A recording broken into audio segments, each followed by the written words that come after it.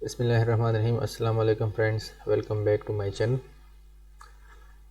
आज हम lecture 3 record करवाएंगे, तो उसी तरह हम कंटिन्यू करेंगे रफ कॉस्ट एस्टिमेशन को। तो रफ कॉस्ट एस्टिमेट में लेक्चर 1 में हमने जो इंडिकेशन ऑफ कास्ट पर नंबर के हिसाब से हम बनाते हैं, तो वो भी एक सॉल्व एग्जांपल के थ्रू हमने लेक्चर रिकॉर्ड करवाया था। उसमें एक प्रॉब्लम हमने सॉल्व किया था।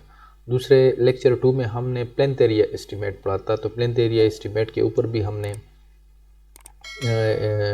एग्जांपल की सॉल्यूशन दी थी उसमें।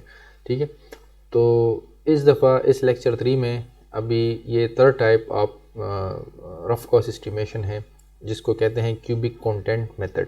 ठीक है, तो वाई क्यूबिक कंटेंट मेथड? ठीक है, इसके लिए एक प्रॉब्लम हमें प्लेंथ एरिया एस्टिमेट में आ सकता है कि जो आप कंस्ट्रक्शन रेट जिससे लेते हैं, तो वो एक स्टैंडर्ड ड्राइंग और स्टैंडर्ड बिल ऑफ क्वांटिटी से हम कंस्ट्रक्शन रेट लेते हैं। उसका तरीक़ाकार, उसका प्रोसीजर, मेथड मैंने आपको बता दिया कि कंस्ट्रक्शन रेट किस तरह कैलकुलेट करते हैं। आप लेक्चर 2 की वीडियो देख ले तो उसमें आपकी ये आपका मैंने सोल्यूशन इसका दिया है। लेकिन इसमें एक प्रॉब्लम आ सकती है आपको। आप एक प्रॉब्लम फेस कर सकते हैं कि जिस कंस्ट्रक्शन रेट को आप फॉलो कर रहे हैं वो एक स्पेसिफिक हाइट, एक कांस्टेंट हाइट के मुताबिक होगा। यानी फॉर एग्जांपल आपने एक बिल्डिंग ले ली, उसकी स्टैंडर्ड बिल ऑफ क्वांटिटी आपको मिल गई और उसकी स्टैंडर्ड ड्राइंग्स आपको मिल गई। आपने बिल ऑफ क्वांटिटी की जो कास्ट है उसको आपने प्लिंथ एरिया से जो फ्लोर लेवल पर कैलकुलेट करते हैं उस पर आपने डिवाइड कर दिया, तो आपको कंस्ट्रक्शन रेट आपको मिल जाता है। लेकिन उसकी बिल्डिंग एक फिक्स्ड हाइट होगी, यानी वो 10 फुट का हो सकता है, 12 फुट का हो सकता है। और जो कंस्ट्रक्शन रेट आप जिस बिल्डिंग पर अप्लाई कर रहे हैं, जो प्रोपोज बिल्डिंग है उसके ऊपर जब आप अप्लाई करेंगे तो उस बिल्डिंग की ज़रूरी नहीं कि उस बिल्डिंग की भी हाइट 10 फुट हो। ठीक है, उसकी हाइट डिफ़र कर सकती है, मतलब ये कि वेरिएट कर सकती है। उसकी वजह यह है कि 11 फुट हाइट भी हो सकती है, 12 फुट हाइट भी हो सकती है। तो उसको कैलकुलेट, जब आप कंस्ट्रक्शन रेट आपने 10 फुट हाइट का ले लिया और आप indication of cost 12 foot height building के लिए बनाना चाहते हैं, तो उसमें आपका जो इंडिकेशन ऑफ कास्ट जब आपका बनेगा, जब आप डिटेल एस्टिमेट बनाएंगे तो उसमें काफ़ी ज़्यादा फ़र्क आएगा during detail preparation of detail estimate. ठीक है, उसकी वजह ये होगी कि आपने जो कंस्ट्रक्शन रेट लिया है वो 10 फुट हाइट का लिया है और अभी आप जो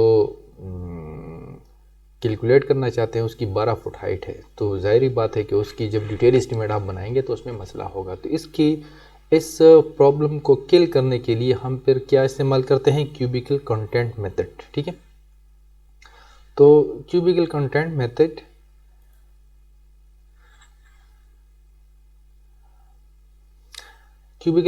मेथड हम इस्तेमाल करते हैं और इसका ये वाला क्यूबिकल कंटेंट मेथड हम इस्तेमाल करते हैं।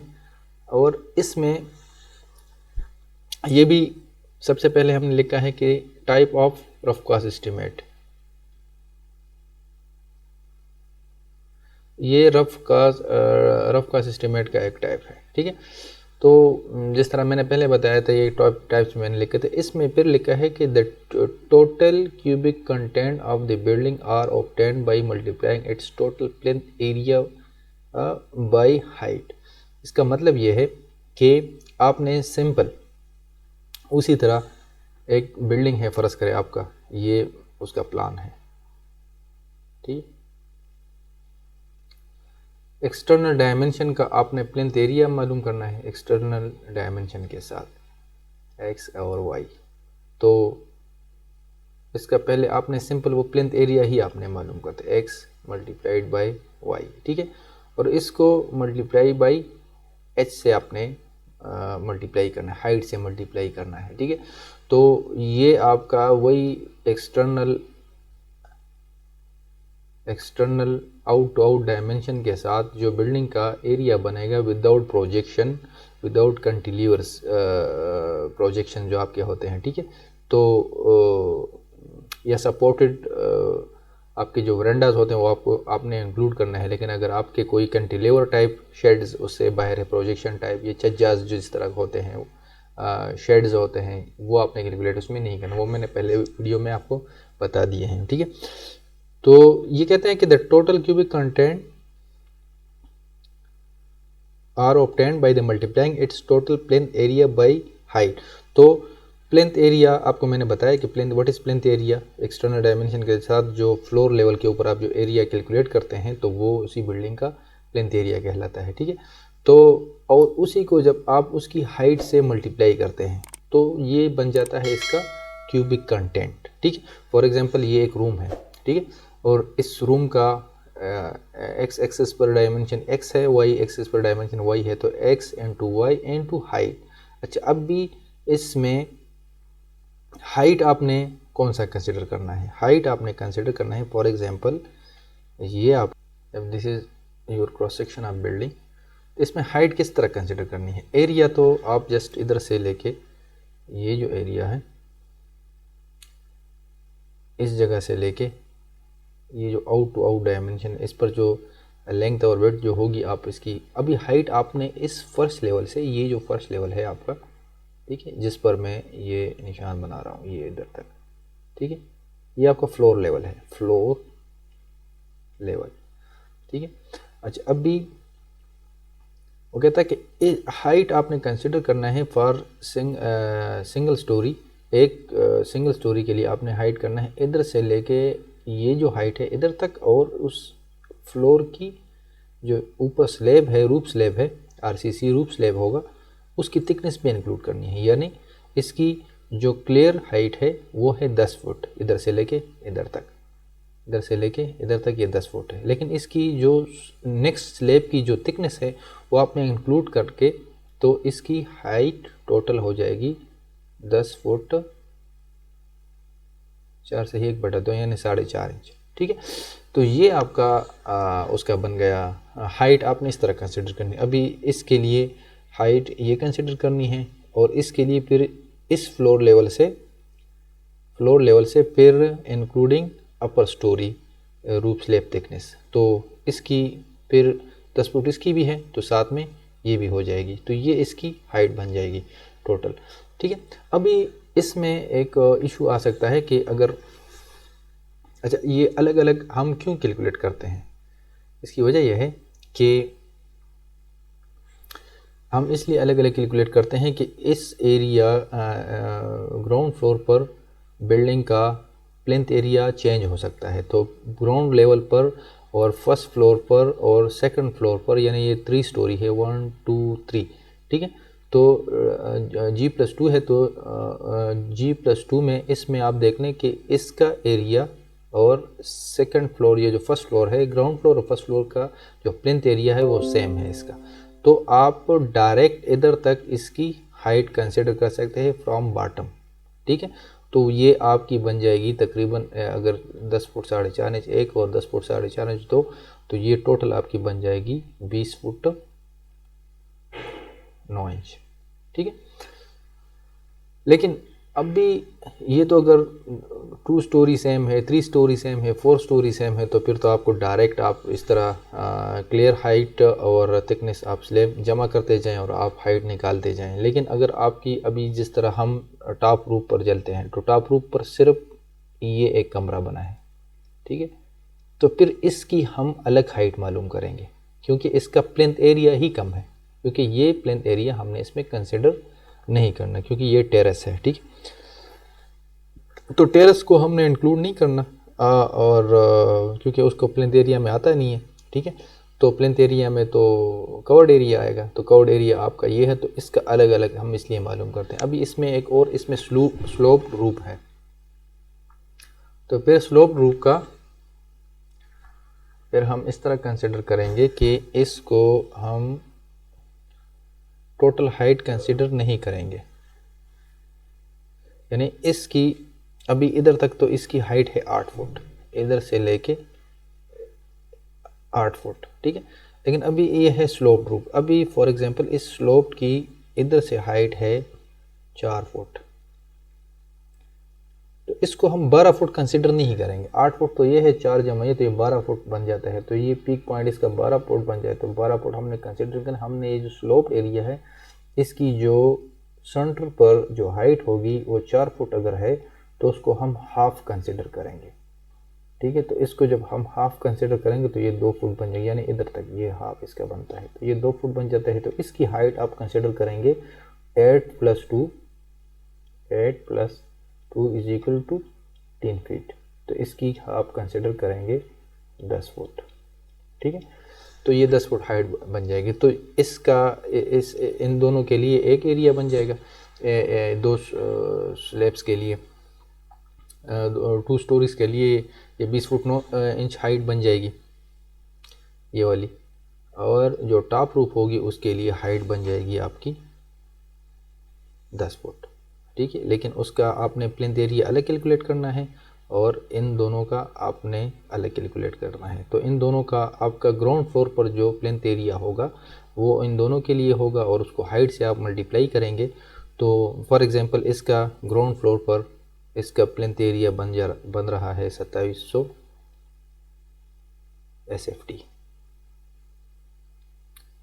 SFT। ठीक है, तो आपने मल्टीप्लाई करना है 20 फुट 9 इंच से। तो इससे जो आएगा ये इसका CFT में क्यूबिकल कंटेंट हो जाएगा। ठीक है, अच्छा, और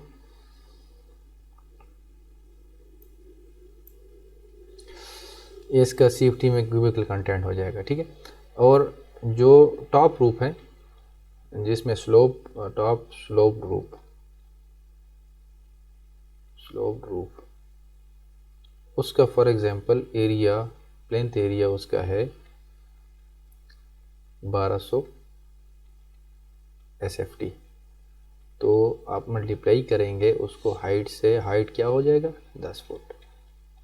तो इससे जो आंसर आएगा वो आपका cubical content for top roof हो जाएगा और ये cubical content for below ground floor and first floor. तो दोनों को जमा करेंगे तो ये आपका टोटल क्यूबिकल कंटेंट हो जाएगा। ठीक है, तो टोटल आपका इनको और इनको जमा करेंगे तो टोटल क्यूबिकल कंटेंट आपका हो जाएगा और उसको कंस्ट्रक्शन रेट से आप मल्टीप्लाई करेंगे तो क्यूबिकल कंटेंट। तो इसमें आपका वो जो इशू आ रहा था वो आपका किल हो गया। वो जो आपका इशू आ रहा था कि उसमें प्लेंथ एरिया में हाइट का इशू आ रहा था वो इधर आपका क्लियर हो जाता है। ये आप ये आपकी इसकी डिफिनीशन बस जस्ट देख लें कि total cubical content of the building are obtained by multiplying its total plinth area by height. ठीक है, ये आपको मैंने सॉल्व करवा दिया। अच्छा, the cost of cubical content is calculated from same specs building. वही उसी की तरह जिस तरह प्लेंथ एरिया में हम सेम स्पेसिफिकेशन सेम स्पेक्स वाली बिल्डिंग हम इस्तेमाल करते थे, तो इसी में भी हमने वही सेम स्पेसिफिकेशन वाली बिल्डिंग इस्तेमाल की। यानी फॉर ब्रिक कंस्ट्रक्शन आप इस्तेमाल करेंगे, frame structure for frame structure, single storey double storey का भी उसमें आप कर सकते हैं। ठीक है, अच्छा, to find out cost of a building its cubical content is multiplied with the cubic content rate. तो आपने अभी जो कंस्ट्रक्शन रेट निकालना है तो वो भी क्यूबिकल कंटेंट मेथड से आपने निकालना है। जिस तरह हम प्लेंथ एरिया में क्या करते थे, प्लेंथ एरिया कंस्ट्रक्शन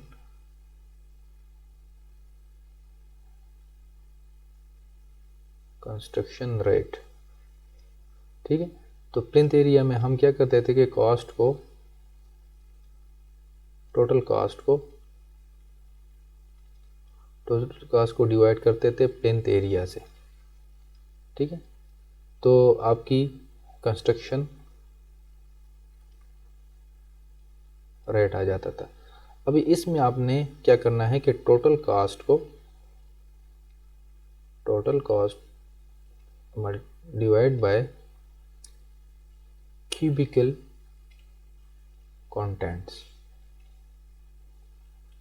कंटेंट से आपने डिवाइड करना है तो आपका कंस्ट्रक्शन रेट आ जाएगा। अंडरस्टैंड, इधर तक आप समझ गए।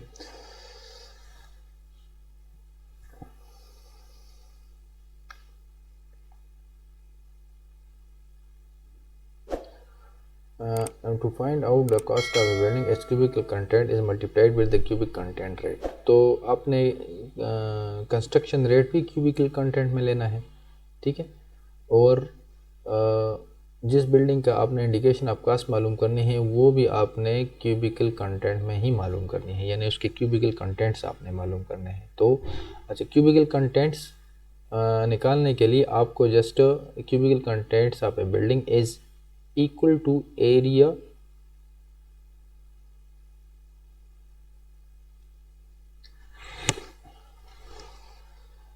Out to out multiplied by height of the next up to next floor. वो भी आपको मैंने बताया दिया कि आउट टू आउट आपने ग्राउंड फ्लोर पर सिर्फ आपने एरिया मालूम करना है। अगर फॉर एग्जांपल आपके कोई 3-4 मंजिला बिल्डिंग है और उसकी सेम स्टोरी जो ग्राउंड फ्लोर पर है उसी तरह फर्स्ट फ्लोर पर भी है, सेकंड पर भी, थर्ड पर भी है, उसी तरह है, तो आपने जिस ग्राउंड फ्लोर का एरिया मालूम करना है प्लिंथ एरिया, और उसको टोटल हाइट से मल्टीप्लाई करना है। टोटल हाइट वो मैंने आपको बता दिया कि आपने clear height plus thickness of slab, roof slab, उसको जमा करना है तो टोटल हाइट आपकी आ जाती है। अच्छा, तो इसमें आपकी क्यूबिकल कंटेंट बन जाएंगे। तो क्यूबिकल कंटेंट को जब आप कंस्ट्रक्शन रेट से मल्टीप्लाई करेंगे तो आपकी इंडिकेशन ऑफ कास्ट आ जाएगी। अच्छा, इसके बाद for multi storey building the height is measured between the floor level 1 storey to another storey top next floor above 8, ठीक है। For multi-story building, the height is measured between the floor level and 1 story to another, 1 story to the top story next floor above it. For multi-story building, the height is measured between floor level of 1 story to the top of next floor above it, ठीक है। ये भी आपको मैंने समझा दिया sketch के ऊपर, ठीक है। अच्छा, the foundation and plinth and the parapet above the roof are not taken into consideration in calculating the cubic contents, ठीक है। तो इसमें आपका जो पैरापेट वॉल होता है और आपका जो प्लिंथ लेवल से जो नीचे फाउंडेशन की डेप्थ होती है, तो वो आपने हाइट में कंसिडर नहीं करने, ठीक है। जस्ट जिस तरह प्लिंथ एरिया में हमने एक रूल बनाया था, बुक्स में, मुख्तलिफ बुक्स में एक ही किस्म के रूल दिए गए हैं कि आप प्लिंथ एरिया जब कैलकुलेट करेंगे तो उसमें प्रोजेक्शन को काउंट नहीं करेंगे और ओपनिंग स्पेस को भी, ओपन टू स्काई जो हो गया या जो कवर्ड नहीं है उसको भी आपने उसमें शामिल नहीं करना। तो इसी तरह क्यूबिक कंटेंट के लिए भी यही है कि आप हाइट को जस्ट टॉप रूफ की जो लेवल है उस तक आप ले सकते हैं। पैरापेट वॉल आप नहीं लेंगे। पैरापेट वॉल और जो प्लिंथ लेवल से जो नीचे फाउंडेशन है उसको भी आप, उसकी डेप्थ आप हाइट में कंसिडर नहीं करेंगे। और ये जो मेथड है ये more accurate then plinth area estimate, ठीक है। इससे पहले जो हमने 2 तरीके पढ़े थे उन दोनों से ये वाला जो एस्टीमेट है क्यूबिकल कंटेंट मेथड, ये ज़्यादा एक्यूरेट है, क्योंकि इसमें क्या करते हैं, more accurate method than plinth area due to height consideration, इसमें हम हाइट कंसिडर करते हैं। तो अभी हम जस्ट एग्जाम्पल करेंगे, इसके बाद उसमें से आपको इसकी समझ आ जाएगी, ठीक है। चलते हैं एग्जाम्पल की तरफ। Example on cubic content method, ठीक है। रेजिडेंशियल, अच्छा, example on cubic content method. A residential building G+3 has been constructed at XYZ city and having plinth area of 2133 SFT. Height of the building from the plinth level to top roof is 42 feet height. The cost of construction of the building work order number 1 is 2.22 million, यानी 2,20,00,000 रुपये। Using cubic content method prepare an estimate of a building of height 52 feet 0.5 and having plinth area of 2700 SFT at has 5 floors, ठीक है। अच्छा, अभी question को समझ लें कि जो रेफरेंस के लिए जिससे हमने कंस्ट्रक्शन रेट मालूम करना है, रेफरेंस के तौर पर हमें जो कॉन्ट्रैक्ट एग्रीमेंट दिया गया है उसका वर्क ऑर्डर नंबर 1 की कास्ट क्या है 22, ठीक है, यानी 2,20,00,000 है, ठीक है। अच्छा, अभी उसका एरिया क्या है, एरिया उसका है 2133 SFT, ये उसका एरिया है, ये वाला, जिससे हमने कंस्ट्रक्शन रेट निकालना है, ठीक है। कहते हैं कि हाइट ऑफ द बिल्डिंग इस 40 फीट हाइट। ये हाइट जो है ना वो हमने इस तरह, इसमें पिरामिड वाल भी शामिल नहीं है और फाउंडेशन भी शामिल नहीं है, फाउंडेशन की डेप्थ ही शामिल नहीं है, तो ये वो हाइट है, ठीक है। तो ये उसकी हाइट है। तो एरिया हमें दिया गया है, एरिया हमारे पास ये आ गया, ये वाला 2133 और हाइट हमारे पास है 42 फुट। तो एरिया इनटू हाइट हम करेंगे तो हमारे पास 2133 मल्टीप्लाइड बाई 42, तो ये हमारा आ जाएगा क्यूबिकल कंटेंट। तो ये हम इधर क्यूबिकल कंटेंट करेंगे और उसको हम इस पर डिवाइड करेंगे तो हमारे पास कंस्ट्रक्शन रेट आ जाएगा। तो इधर आप देख लें कि ये आपका वही पैसे हैं, टोटल कॉस्ट है उसकी, ये आपकी क्या है, total cost of the building, ठीक है। Divide by area into height, area हमें दिया गया है 2133 SFT, ठीक है, और हाइट हमें मेंशन है 42 फुट। तो इसको हम जब मल्टीप्लाई करेंगे तो इससे आपका कंस्ट्रक्शन रेट आ जाएगा। ये क्या कहलाएगा, कंस्ट्रक्शन रेट, ठीक है। तो 245.58 पर सेफ्टी इसका कंस्ट्रक्शन रेट आ गया, ठीक है। और इसके क्यूबिकल कंटेंट हमने इस तरीके से निकालना है, ठीक है। तो approximate estimate for new building rate, new building हमारा क्या है, तो वो हमने रेट पर सेफ्टी जो हमारा ये है उसको हमने मल्टीप्लाई करना है वॉल्यूम ऑफ न्यू बिल्डिंग यानी क्यूबिकल कंटेंट से हमने इसको मल्टीप्लाई करना है। तो वो हमारा क्या है, या 245.58 हमारा कंस्ट्रक्शन रेट आ गया। और नए बिल्डिंग का जो एरिया है जो हमारा है क्या है,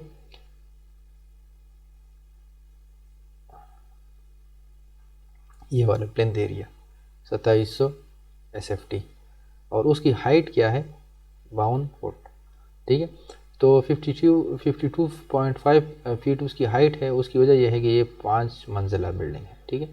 तो और उसका एरिया भी ज़्यादा है, तो उसको हमने मल्टीप्लाई किया है 52.5 से। तो जब हम इनको मल्टीप्लाई करते हैं तो हमारा जो कास्ट आएगा 3,48,10,965 रुपये हमारी कास्ट आ गई, यानी 34.81 मिलियन, ठीक है। तो इसमें मज़ीद हम ये चीज़ें ऐड करते हैं अप्रॉक्सीमेट एस्टिमेट में, गैस एस्टिमेट में, रफ कास्ट एस्टिमेट में, ये जो मैंने आपको पहले बता दी ये भी हम ऐड करते हैं। अगर आप कंटिजेंसी ऐड करना चाहते हैं तो 3 से 5% कंटिजेंसी होती है, तो आप वो मज़ीद भी ऐड कर सकते हैं जब आप सबको, और ये सारा इसी एक कास्ट के ऊपर आपने इंडिविजुअली ऐड करना है, यानी इसके ऊपर अलग, इसके ऊपर अलग करना है और इसके ऊपर अलग करना है, ठीक है। तो ये सारा जब जमा करेंगे तो आपकी ये टोटल कास्ट आ गई 4,17,73,158 यानी 41.77 मिलियन आपकी कास्ट आ गई, ठीक है। आज के लिए ये काफ़ी है। नेक्स्ट क्लास में हम रफ कॉस्ट एस्टीमेट का लास्ट एग्ज़ाम्पल हम करेंगे, तो रफ कॉस्ट एस्टीमेट का चैप्टर क्लोज हो जाएगा। उसके बाद हम डिटेल एस्टीमेट स्टार्ट करेंगे।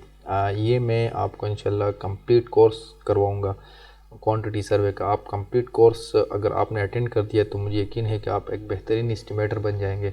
और ये कोर्स डिप्लोमा होल्डर्स और ये जो GPI के स्टूडेंट हैं या BC इंजीनियरिंग के या BTech के जो स्टूडेंट्स हैं, सब के लिए ये कोर्स काफ़ी होगा इंशाल्लाह, ठीक है। तो मेरे चैनल को आप सब्सक्राइब करें, लाइक करें, शेयर करें, मैं ताकि आपको हमारी नई आने वाली वीडियोस आपको टाइमली मिल सके। तो आज के लिए काफ़ी है, नेक्स्ट वीडियो में मिलते हैं। Good luck.